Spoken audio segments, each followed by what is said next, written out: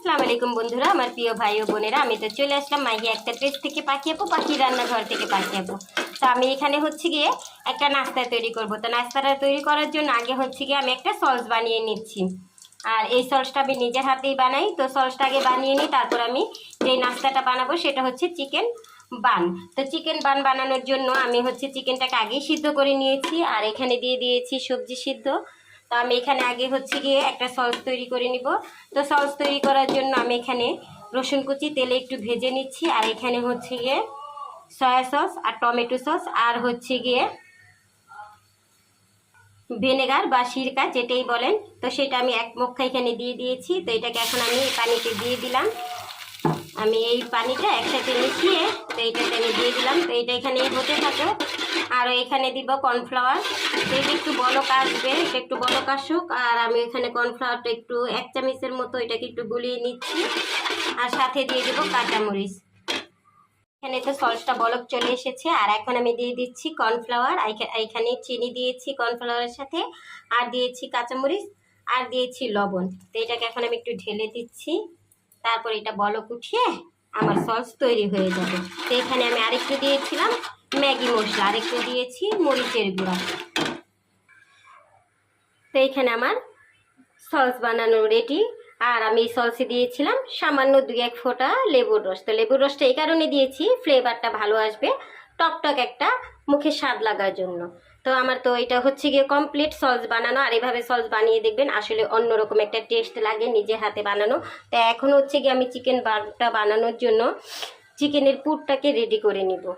আর এখন আমি বানিয়ে নিব চিকেনের পুরটা। তো চিকেনের পুরটা বানানোর জন্য আমি এখানে দিয়ে দিয়েছি পেঁয়াজ কুচি, কাঁচামরিচ কুচি, আর একটু আদা রসুন বাটা। পেঁয়াজটাকে আমি অত ভাজবো না, আর চিকেনটাকে আমি এখানে একটু সিদ্ধ করে হাত দিয়ে একটু ছিঁড়ে ছিঁড়ে নিয়েছি।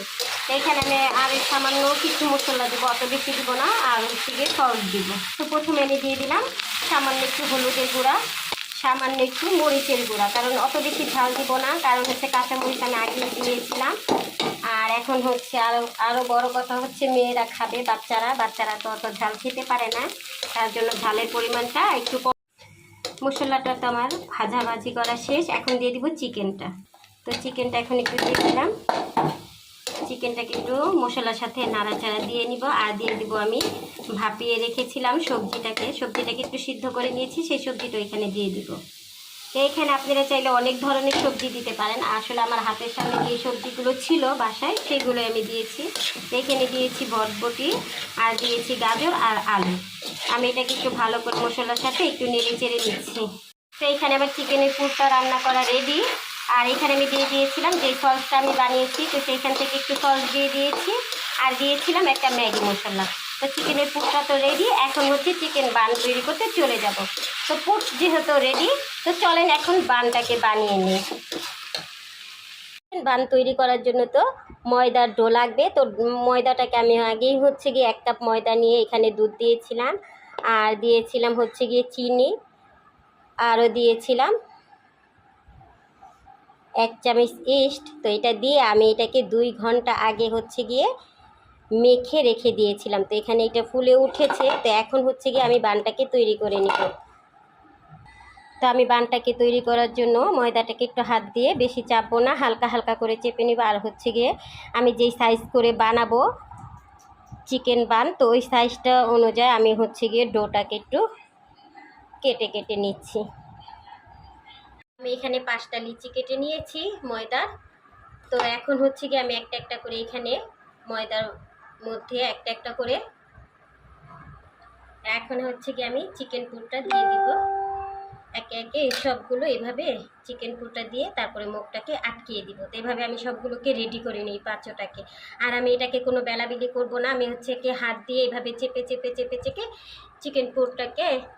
চিকেনের পুরটা এটার মধ্যে দিয়ে এভাবে হাত দিয়ে চেপে চেপে চেপে চেপে ডোটাকে তৈরি করে নিব।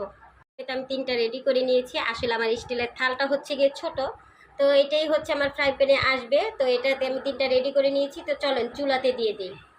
আমি তো এখানে আগেই ফ্রাই প্যানটা বসিয়ে দিয়েছিলাম।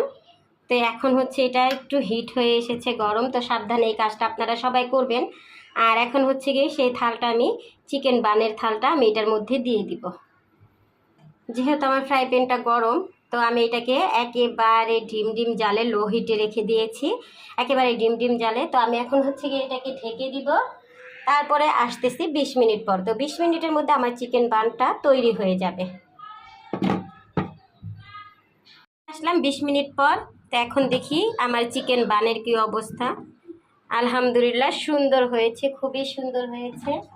আর রুটিগুলো অনেক বড় বড় হয়ে গেছে সাইজে ফুলে। তো আমি একটু সাবধানে উঠিয়ে নিচ্ছি, আপনারা একটু সাবধানে উঠাবেন, যেহেতু হাঁড়িটাও গরম থাকবে, প্লেটটাও গরম থাকবে। তো আমি প্লেটে উঠিয়ে তারপর আপনাদেরকে দেখাচ্ছি। এই তো সাবধানে আমি প্লেটে উঠিয়ে নিলাম। তো এখন তো অনেক গরম, তো চাকু দিয়ে আমি একটু কেটে দেখাচ্ছি কেমন হয়েছে। অনেক গরম, তো একটু সাবধানেই করবেন। এই তো পারফেক্ট একটা, কি সুন্দর গরম ধোয়া উঠতেছে। আসলে গরম গরম এটা সসের সাথে খেতে অনেক মজা। আমার পারফেক্ট একটা চিকেন বান তৈরি হয়ে গেল। আমি যেরকম চেয়েছিলাম ঠিক তেমনি তৈরি হয়েছে, না হয়নি।